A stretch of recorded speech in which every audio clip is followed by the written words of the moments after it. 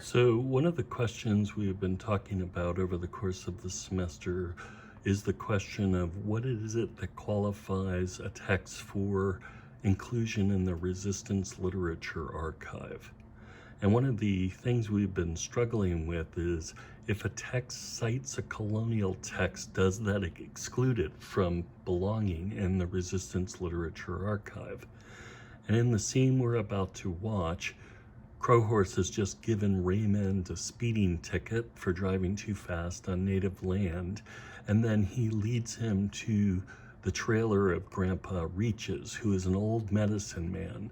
So we get one of the, one or the other of the key scenes and ceremony played out in this scene in Thunderheart. It's another version of the medicine man's theme, the effort to try to bring the protagonist, Raymond, or Teo in the novel Ceremony, back to himself, to get himself reconnected to a subjectivity that's been either entangled or lost altogether or erased to a significant extent.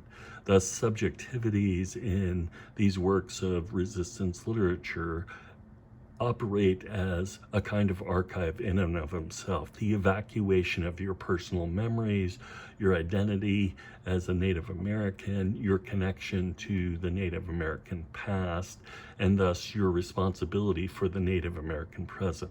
So let's watch this scene and see how this issue unfolds.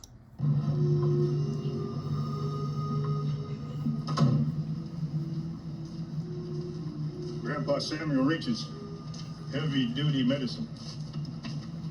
What do you mean medicine? Like medicine man? Yeah. Did you bring some tobacco? What? When you go and visit an elder, you always bring some tobacco as a gift. I knew that. Yeah, right.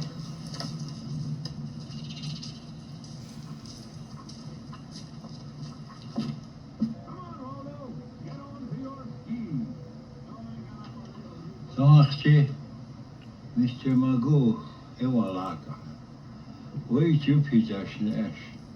Which go. What did he say? He wants to know if you ever watched Mr. Magoo. He says he's not to be trusted.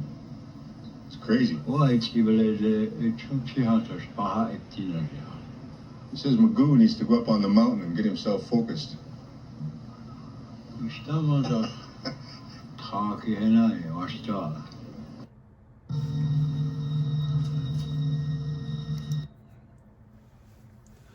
Okay, so in that scene, we get introduced to Grandpa Reaches.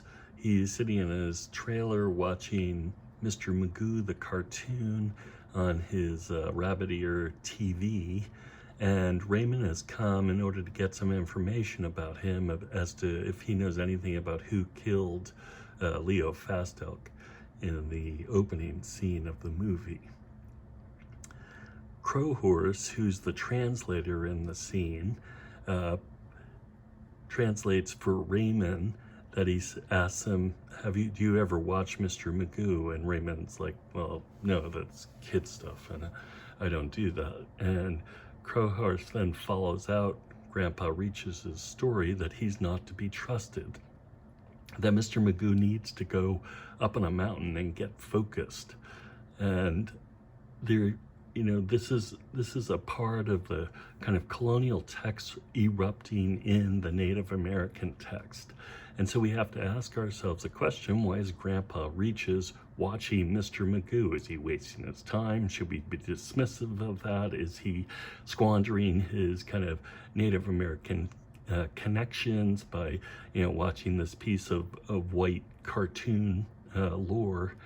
And I think like Batoni, for instance, whose Hogan is filled with telephone books and calendars, particularly calendars of the railroad system that he collects over the years. And the railroad system is particularly of, images of Native Americans used to sell the railroad, like the super chief, the train barreling through the American landscape from one end to another.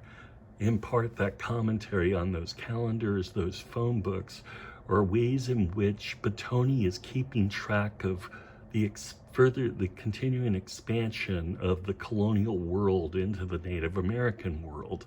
So while it may seem silly, for instance, at first that Batoni has telephone books and calendars all stacked everywhere, he's like a hoarder in his Hogan, they turn out to be quite significant. They're tools that Batoni uses, first because Batoni's a kind of switchboard, he's a communication post, he's there to keep watch over the Native Americans below. He's doing the same thing that Teo's doing, he's kind of collecting the remainder of Native American civilization and thinking about how to best preserve it.